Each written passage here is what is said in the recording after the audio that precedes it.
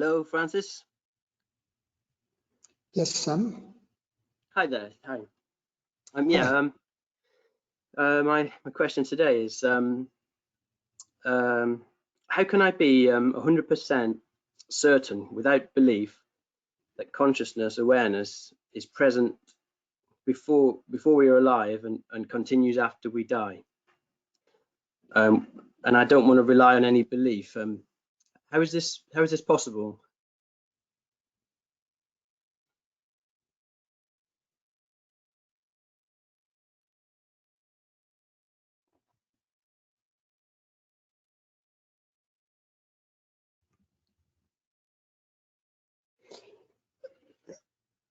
It depends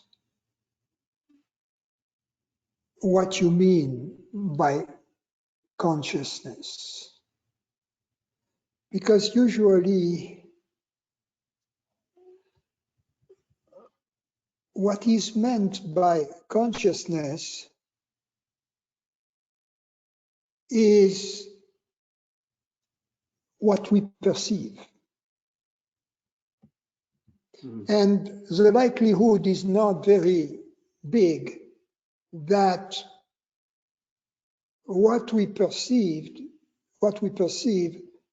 using this body-mind apparatus survives the body. So, whenever we mean by consciousness that something which is perceived, then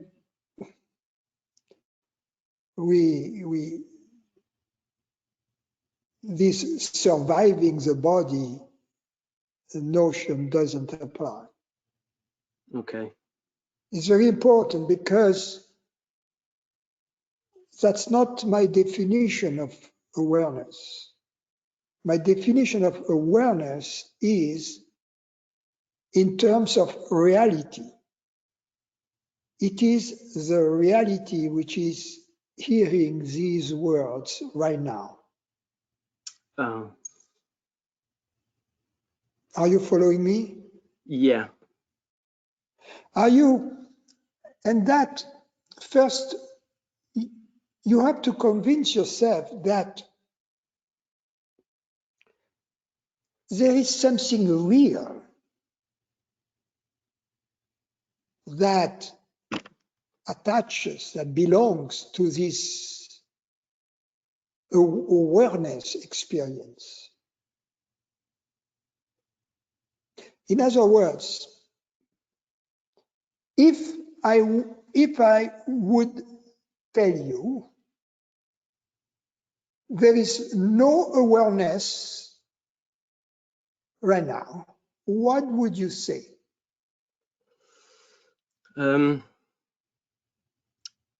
way I'm seeing it right now is that there are the possibility that awarenesses can arise and go away, just like plants kind of arise and fall into what we could call.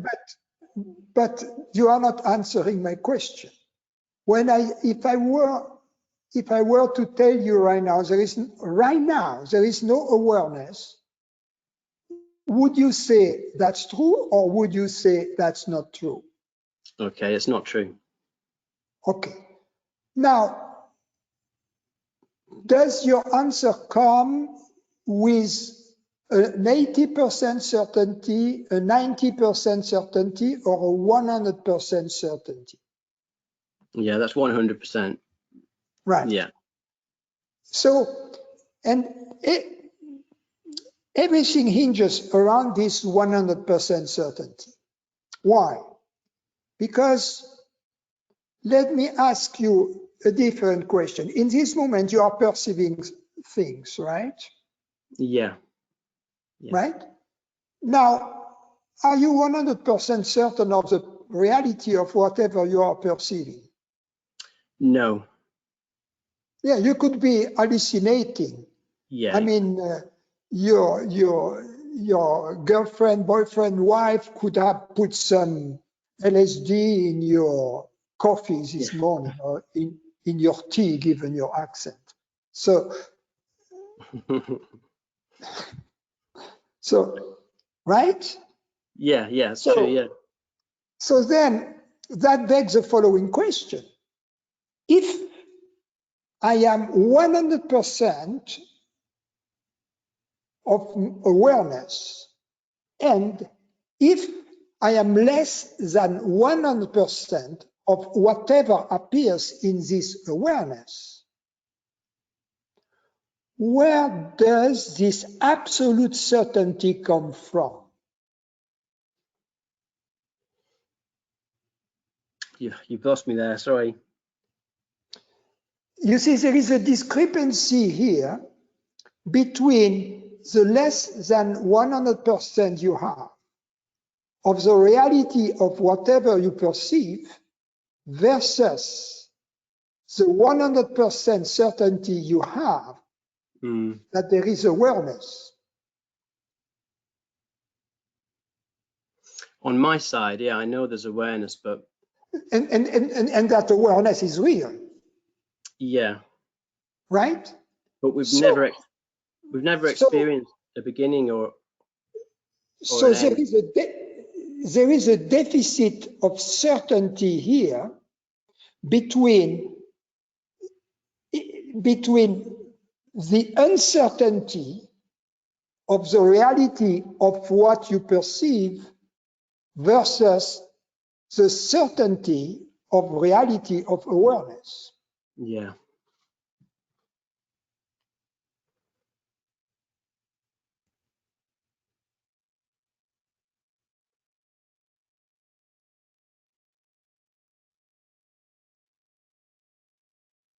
Now, since everything you know, would you agree that everything you know it because it appears to your awareness? Yes, yeah.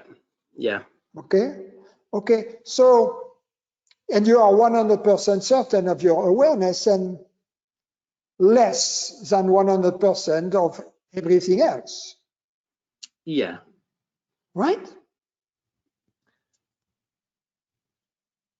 In other words, when we believe otherwise, when we believe that awareness may disappear, in other words, when we believe that awareness may disappear, into what? It can only disappear into something of which we are less certain than awareness, right? Yeah. Like a matter idea or something. Yeah. Therefore, what we are doing, we are trading the certainty we have of awareness against an uncertain alleged external reality.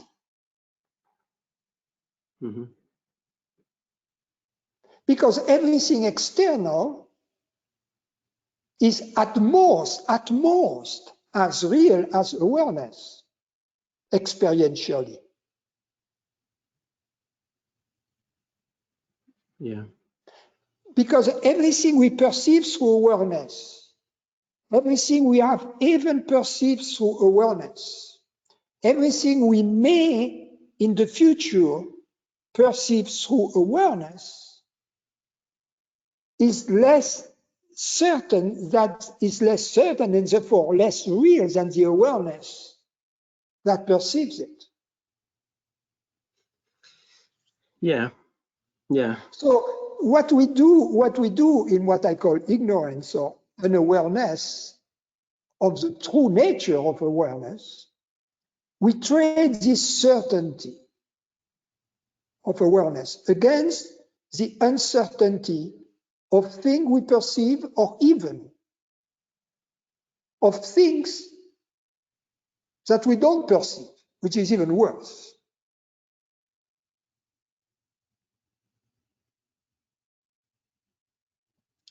It's like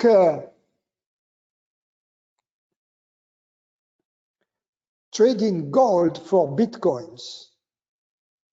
Mm. Just kidding, right?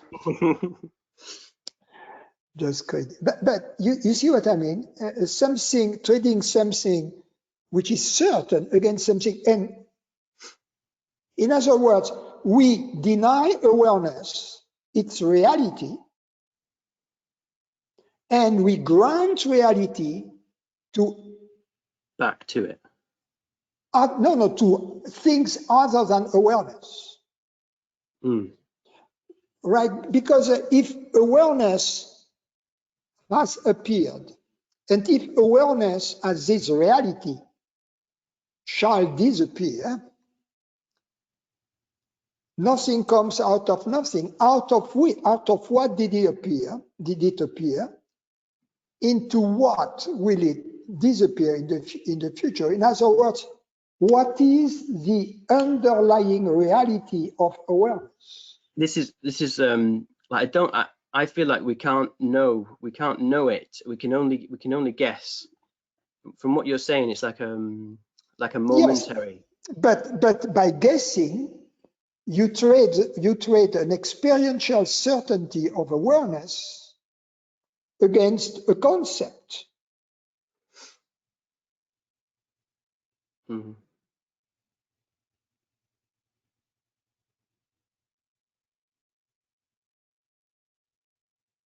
And you do that only because you live in a culture which has conditioned you to do two things.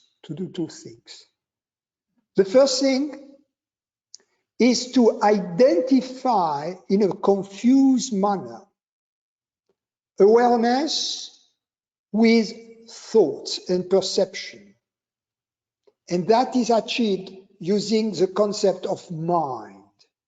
Mind is a heterogeneous mixture of perceptions, thoughts, and awareness. I say heterogeneous because that which perceives thoughts is not a thought, obviously. Mm. I agree with you and with everybody else that thoughts are not real. I would even be tempted to agree that thoughts are less real than chairs. Yeah, it seems like it. or than mountains. That's not what we are talking about here. Mm. But we have to agree also that which perceives the thoughts is not a thought. Would you agree with that? Yeah. You understand that a thought cannot perceive another thought. Yeah, I get that. Yeah. For instance, the thought of a very nice, strong cup of tea, right? Mm-hmm. Cannot replace the thought of the queen. Cannot think the thought of a queen.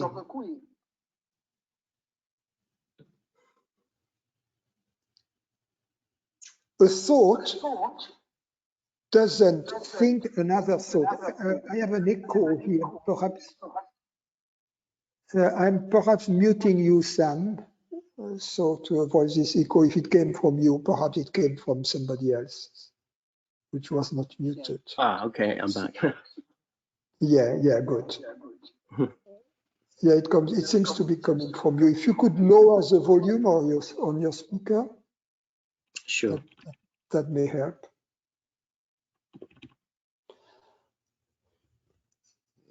So it's like a trading the real thing for the shadow of the real thing. The real thing is awareness. You know, the shadow of the real thing are things that are perceived. Yeah. We believe awareness to be an illusion, and we believe that which is perceived to be real. We revert the order of realities. Right. So what is important is to make this distinction between awareness and mind. Mind is limited. And mind is made of thoughts and perceptions. And yes, mind is not real.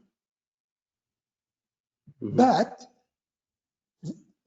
although mind is not real, it has, like everything else, an underlying reality.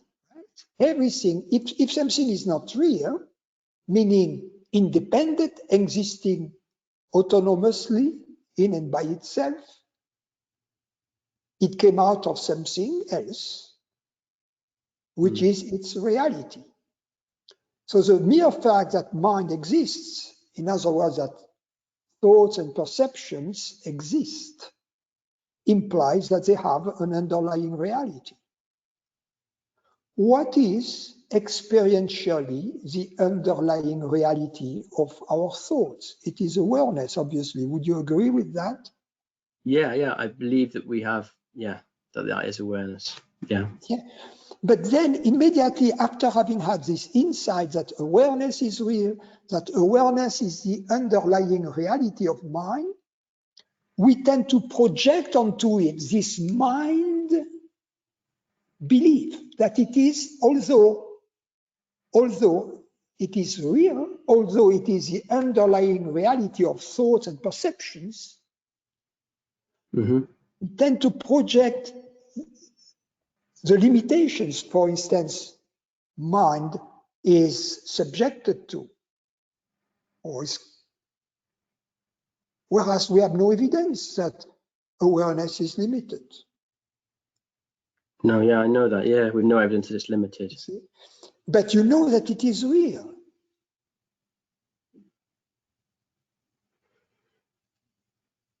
But Now, let's assume from the sake of the argument, right? Let's assume awareness is not real and that it appears and disappears. It would mean that then, like everything else, there is an underlying reality to it, right? yeah. Right? Now, let's call the awareness that appears and disappears awareness 1 with an index, awareness 1, A1. Okay. Now, awareness 1, because it has an underlying reality, I'm going to call it A0 with a 0 as an index. A1 is not real. Its underlying reality is A0. Now, in this moment, as I speak, my words are perceived by allegedly A1, this limited awareness. But is that really so? If A1, this limited awareness, is not real, what is it then that really perceives in this moment? Isn't it A0, the underlying reality of this awareness that perceives? I keep thinking that it can be a temporal awareness. Okay, but that's what I said. A1 is temporal. Okay? Yeah. But its underlying reality cannot be temporal. Okay, yeah, I get you, sorry. Yeah.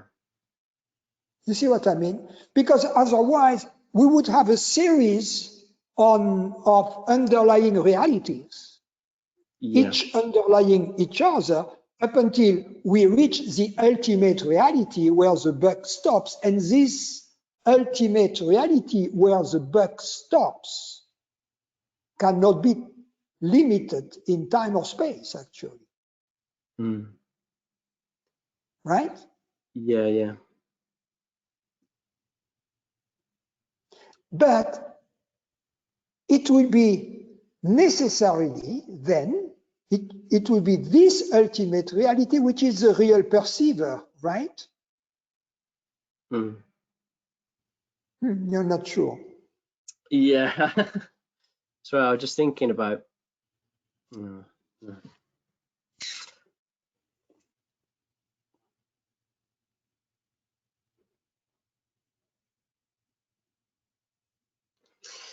Now, yeah, I'm just thinking. Yeah, it's hard to describe it. But so with the same reality as, say, what we perceive as rocks and things like that. So when we talk about consciousness, it's nothing to do with being human or the human Absolutely. experience. And Absolutely. it's almost inanimate, but it can't be as well. Yeah, it's really, yeah, it's difficult to get my head around. You can't. We can't. But it's not important because it is that which we truly are. It is our real reality. Yeah, and there's almost nothing conscious about it. That's just a kind of human idea. No, there is a reflection of it in the human mind that appears as the word awareness or consciousness. That is, it's like the footprint of the experience of this reality left on the mind. Mm. And at the same time, this reality has never left, because it is this reality which is in this moment are hearing these thoughts. This reality never leaves. Mm. So when we think materialistically, like, the Big Bang and everything, there was just something in that view. There would be just something there in potential. That the same thing. It's not a problem either. Let's think. Let's look at the other side of the argument. Let's think materialistically. Huh? Mm. Let's think materialistically that whatever is perceived in this moment, that this mind, these thoughts, whatever is going on, is perceived by the brain or through the brain. Yeah. Now, the reality that perceives in this case, the reality that perceives is not the brain, because the brain is not a reality unto itself. It has not always existed. Mm.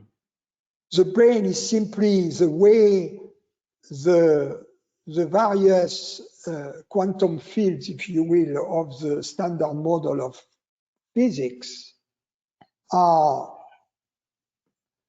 manifesting all these So this is like the hard problem of consciousness thing. all these harmonic oscillators locally, are creating and annihilating these interacting particles, if you will. And so, but that's part of the universal creation, right? It is not a limited phenomenon, especially because this universe is globally entangled. In other words, it's non-locality is just a myth to simplify experiments, but there is no real non-locality anywhere. Mm. You see, so then there is a global reality out there. Scientists call it nature, right? Nature. And it has laws, at least locally, at least. But it seems to have universal laws. This reality is a reality of the body, the reality of the brain, and therefore it is a reality that thinks and perceives. Mm. But the moment under this materialist assumption, the moment you understand that the reality is beyond transcends in the sense it lies beyond and is bigger than the human body. You move beyond the death of this reality when the human body dies. You understand that? Say that bit again, please. The moment in this materialist hypothesis, according to which the brain is the reality that perceives. Because the brain is not a reality unto itself. Yeah. But right? Because it shares the same reality, being made of the same, let's say, of the same particles, to simplify. Yeah, yeah. As the rest of the universe, right? The brain is not an isolated system. So in fact, the reality that perceives in this hypothesis is the universe. Yeah, like nature, the universe, yeah, from that point, yeah. And therefore, what we call I, when you say I perceive, is not the human body. It's the universe that perceives using this human body as an organ of perception in the same way as the human body uses the human I, part of itself, as a sensor, as one of the paths of perception, but not the only one. So you see, the human body is to the universe as the perceiver what the human I is to the human body. Yeah. Ultimately, the reality that perceives, even in this materialist hypothesis, transcends the human body. It has to be universal. Yeah. The difference between this materialist view and what we have discussed before about awareness, that we know that awareness is an experience, right?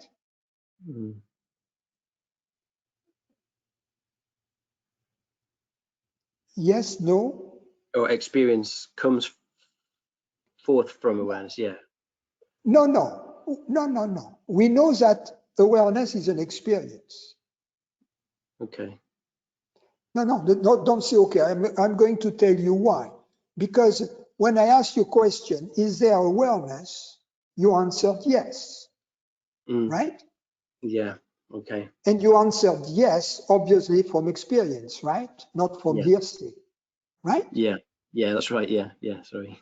So awareness is some kind of experience, quite a very peculiar one. I agree. It's not your ordinary, vanilla type of experience. But nevertheless, it's an experience. Okay? Awareness is real. So awareness is the experience of the reality that perceives, right? Yes, yeah. Because we say, I perceive, it's not somebody else, it's me, it's I. I am the reality. My reality is the reality that perceives. My reality is whatever it is which is real in this moment, hearing these words. Yeah. Right? So now,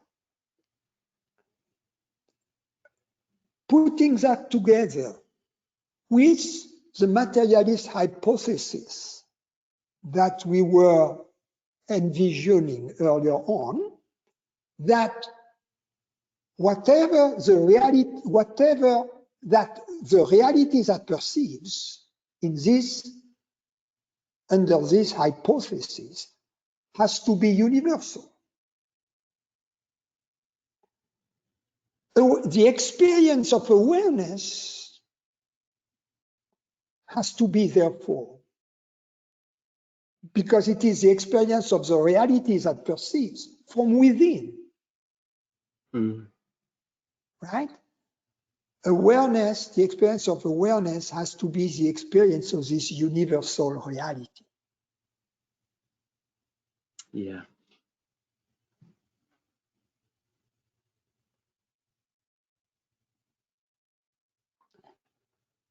Food for thought.